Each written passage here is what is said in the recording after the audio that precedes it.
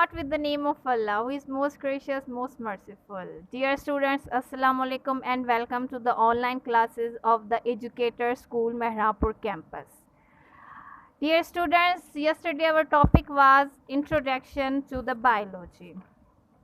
So we will continue this introduction, as today I have selected the topic for your teaching is the branches of biology. Lecture number 2, class 9. So first of all, I will read this topic, and then I will translate it for your easiness. So nearly 2 million species, kinds, types of plants and animals are known to the world. Modern biology does not concern only with the recognition and classification of these species, but also deals with their structural and functional aspects. It means that in this whole universe, in this whole world, there are more than 2 million species, different species of plants and animals are present there. The biology only does not concern with the classification of these organisms, but also deals with their structural and functional aspects. So these structural and functional aspects are studied in various branches of biology, which we will discover later. The extensive research during the 20th century has led to the division of biology into a large number of specialized branches. Some of the important branches of biology common to the botany and zoology are. Now here we will discuss the various branches which are related with botany and zoology in this topic. So first branch, morphology. The morphology word has also been the combination of two Greek words. First, morpho means form, logos means study. So the study of form, the study of structure is known as the morphology. Let us read this paragraph. This branch deals with the study of external structural characteristics of plants and animals. In this branch, we study the external features of plants and animals like leaf, their stem, their roots, etc. And in animals, their eyes, their whole structure body, their legs, their hands, their means external morphology we will study in this branch. Now the second one, anatomy. It is also derived from the Greek word ana, that means uptome or to cut. To cut. There is a difference between morphology and anatomy is that the morphology includes the external features, while the anatomy includes the internal body parts or internal structure of an organism. So let us discuss. It deals with the internal structures of organs of an organism. In plants, it deals with the arrangement of different types of tissues in root, stem, leaf, etc. As you know that our whole body consists of so many organs. If we will dissect the man, the heart, lungs, kidneys are also present in human body. The study of these internal organs we will deal in the anatomy, while in plants different types of tissues like epithelial tissue, meristematic tissues are present in various roots, leaves, xylem, phloem are present in the plants, so their study will be discussed in anatomy. Now the third one, histology, Greek word. It is also derived from the Greek word histos, that means web or tissues, as it deals with the study of tissues or plants and animals under a microscope. Histology, histo means tissue, so it is already clear that the study of tissues of various plants and animals are studied in this branch, like meristematic tissue, epithelial tissue, and various kinds of tissues which are present in animals and plants are studied under this branch. Cytology or cell biology. It is also derived from the Greek word kaitos, that means hollow vessels or cell. The study of structure, function and composition of cell and cell organelles is called cytology. In this branch, all cell organelles like mitochondria, vacuoles, Golgi bodies, etc., which are the overall organs which are present in cell, are the structure of cell, are studied in cytology. The physiology, it is also derived from the Greek word physis, that means nature. It is a study of functions of different parts of living organism.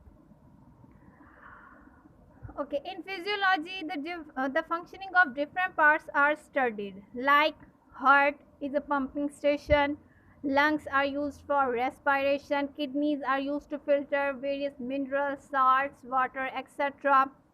Eyes are the sensing organs, etc., are all studied in this physiology. Ecology, it is also derived from the Greek word okaios, means home. Now, it is a study of relationships of living organisms with each other and with their non-living environment. It is also called environmental biology. The other name for the ecology is environmental biology.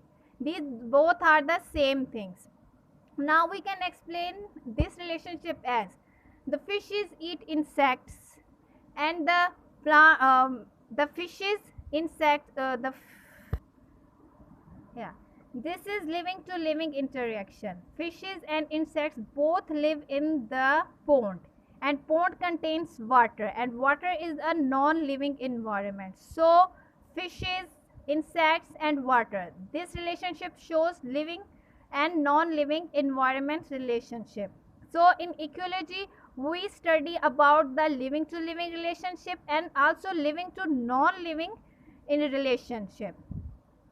And now the embryology, it is also derived from the Greek word embryon, that means embryo, or developmental biology. It is the other name for embryology. So let us discuss.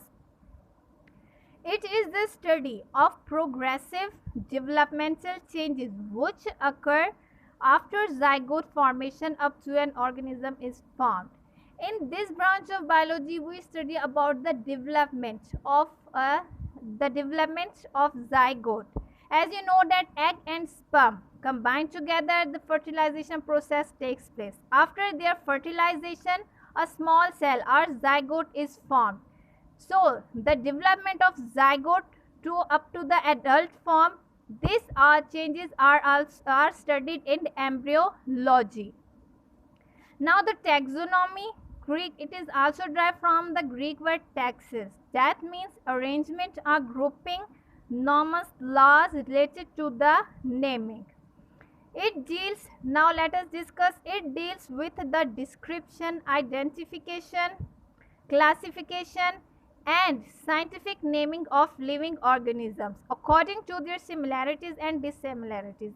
As already we have yesterday discussed that the grouping of organisms according to their similarities and dissimilarities are done in the branch called taxonomy. It is the easy way of classification according to their habitat, according to their food, according to their walking style, according to their body structures. All organisms are dividing into different groups, and their groups are naming and their groups have naming specific name. So these are also done in the branch called taxonomy, the naming branch of organisms, or the grouping branch of organisms, in which animals are grouped together on the basis of their similarities and dissimilarities, like species, class, family, kingdom and etc. These are also done in the taxonomy. Now the ninth, genetics. It is also Greek word genesis, that means origin, that means ancestors. It deals with the study of inheritance, including transmission of hereditary characteristics from parents to the offspring. It is a branch of biology which deals with the study of transmission of characters from the parents to the offspring, as the transmission of eye colors, transmission of face color, transmission of eyes, transmission of the body structure, color, etc. These are all studies in the genetics. So genetics deals with the ancestors to the offsprings, that how their characters are delivered from the parents to the offsprings. These are all studies in the genetics. Now the paleontology, Greek word paleos, that means ancient, onotos, being organisms. It is the study of animals and plants that lived in remote past and are now found as fossils in the rocks. It can be further divided into two branches: paleontobotany, study of plant fossils, and paleozoology, the study of animal fossils. So, as you know that there were the dinosaurs on the earth for many years ago. How we know that how we